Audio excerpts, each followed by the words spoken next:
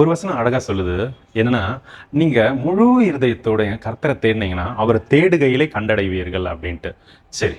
நம்ம இந்த வீடியோல என்ன பார்க்க போறோம்னா, அவர் தேடும்போது என்னத கண்டடைய போறோம்ங்கிறத பார்க்க போறோம். ஒருவேளை நீங்க இந்த சேனலுக்கு புதுசா இருந்தீங்கன்னா, நான் உங்க யாக்கோபு இது நீர் என்னை காண்கிற தேவன் என்ற ஊழியத்தின் வழியாக உங்களை சந்திக்கிறேன். அவரை தேடும்போது என்ன நம்ம கண்டடைவோம்னா, நீதிமொழிகள் 28:5 சொல்லியிருக்கு, கர்த்தரை தேடுகிறவர்களோ சகலத்தையும் அறிவார்கள். ஹல்லேலூயா. அப்போ எல்லாமே தெரிஞ்சிருக்கும் உங்களுக்கு அப்படின்ட்டு. அதுக்கு வேண்டிதான் தேவனை தேடுங்க, தேடுங்க, தேடுங்க, தேடுங்க. உங்களுக்கு தெரிஞ்ச வழியில தேடி தேவனோட ஒப்புரவாங்க அப்படின்னு சொல்றது இல்லையா? அப்போ தேவனை தேடும்போது எப்படி நீங்க சகலத்தையும் அறிந்து கொள்றீங்கன்னா, தேவன் நம்மள அவருடைய சிருஷ்டியாகவே நம்ம பார்க்கல. அவராவே பார்க்கிறாரு இல்லையா? அவரு தம்மைத்தாமே தம்மிடத்துல எப்படி அன்பா இருக்குமோ அதே அளவு உங்களிடத்துல அன்பா இருக்கிறார்.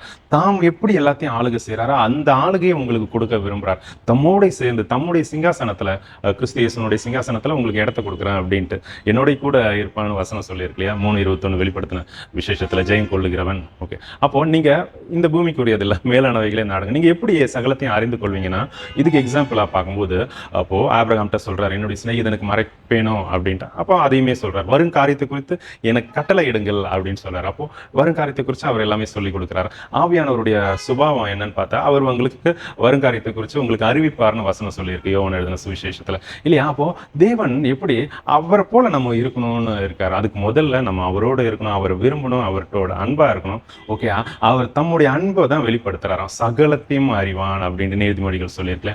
அவரை தேடுகிறவங்க நம்ம தேடுறதுக்கே ஸ்ட்ரகிள் பண்ணிட்டு இருந்தா கஷ்டம் இல்லையா? அதை ஓவர் கம் பண்ணுங்க. என்னால முடியலையா, நீங்க ஒப்பு கொடுங்க, என்னால முடியல ஏசப்பா, ஆனா நான் இவ்வளவு நேரம் பைபிள் படிக்கணும் விரும்புறேன், ஓகே, உங்களை பத்தி தெரிஞ்சுக்கணும், உங்க அன்பை ருசிக்கணும், அந்த வாஞ்சியோடு இருக்கேன். நீங்க கேட்கும்போது ஆவியானவர் நிச்சயமா உங்களை பலப்படுத்தி உங்களுக்கு அதுக்குண்டான வழியை வாய்ப்பை ஏற்படுத்துவார் இல்லையா?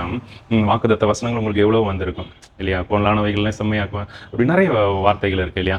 அவர் உங்களை பலப்படுத்தி உங்களை குறித்து அவர் முன் குறிச்சதை அவர் உங்களோடு இருந்து உங்களை செஞ்சு முடிக்க வைப்பாரு. ஆமென். ஓகே, அதனால கர்த்தரை தேடுங்க, தேடுங்க, தேடிக்கிட்டே இருங்க.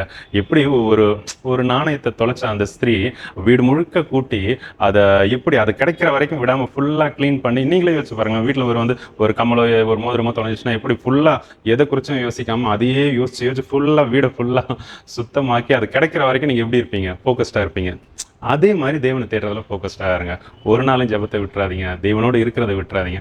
உங்களுக்கு தெரிஞ்ச மாதிரி இருந்தா ஆரம்பிங்க, பட் அதுல கன்சிஸ்டன்சியா இருங்க. ஓகே, ரெகுலரா இருங்க. அது தேவனுக்கு ரொம்பவே பிடிக்கும்.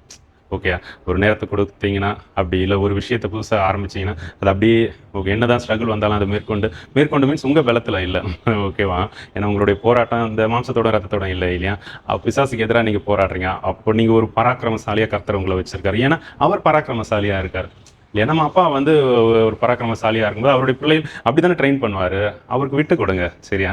அவரை விட்டு கொடுங்க. கர்த்தர் நிச்சயமாக உங்களை வச்சு ரொம்ப பெரிய காரியங்கள் வரப்போகிற எழுப்புதெல்லாம் செய்ய போகிறாரு. கர்த்தர் தாமே உங்களோடு இருந்து உங்களை ஆசீர்வதிப்பாராக. ஆமென், ஆமென். ஹல்லேலூயா. God bless you.